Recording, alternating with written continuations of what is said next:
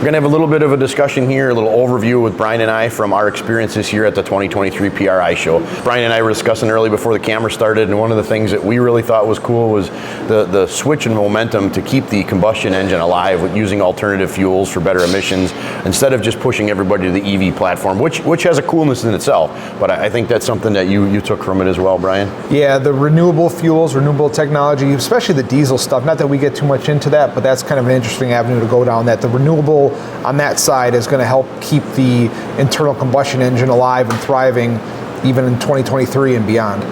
Yeah, and the hydrogen, which we haven't messed with, seems like it's something that people are starting to play with. E85 we've all been playing with for quite a while, but really cleans up the emissions, and some of these examples we're getting close to zero emissions, so that's a pretty cool idea in itself. So I think that was one of the first things that we took away. A lot of the classes were back to combustion engines. There was some EV stuff, but prior to that, that's all we saw, and it scared you because we didn't know that we had a choice. It felt like we were being pushed into it. So that was my biggest take. And it also looks like PRI and SEMA are teaming up to push legislation towards that way, so we actually have a choice that we can modify our vehicles. Which we thought was cool, yeah. And then there was a lot more avenue this year as well for us shops just like ours to put together compliant packages that are EPA compliant. So there's more avenues for us to do that, more levels of certification to get close to a CARB-O process to show that, you know, we do want this world clean, we do want hot rodding to be around for a long time. Another neat thing that we saw was the UTV world, that they're really coming a long ways, and a lot of the manufacturers that we use in the automotive industries for cars and trucks are also making parts for UTVs, which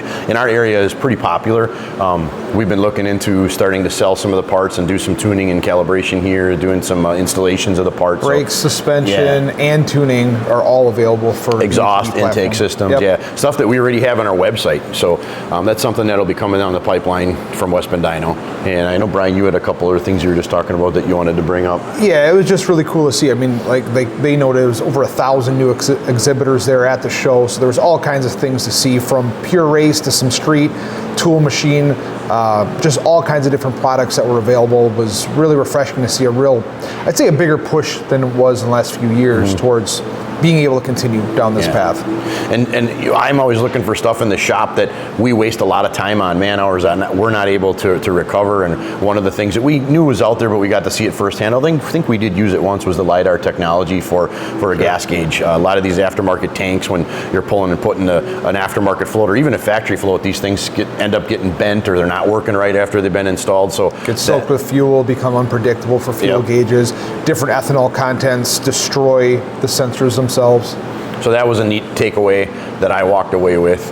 A lot of other just alternate ways to make clean engines run, clean combustion engines run in our swaps that we do. That's it seems like in the past there was no help there, and it seems to be coming a long way. I know that there's some new programs through SEMA, like the PAC group, that we're looking into getting into, that are all to keep this industry alive, making horsepower like everybody wants to do, but make it compliant, not just for off the race cars, but on the street, compliant stuff that we can all continue to enjoy our hot rods and make clean horsepower. Is anything else that sticks in your head that you remember from the show?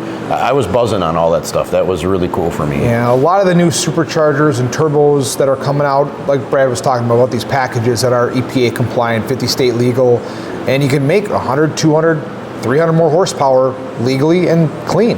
And you don't have to stop what we're doing.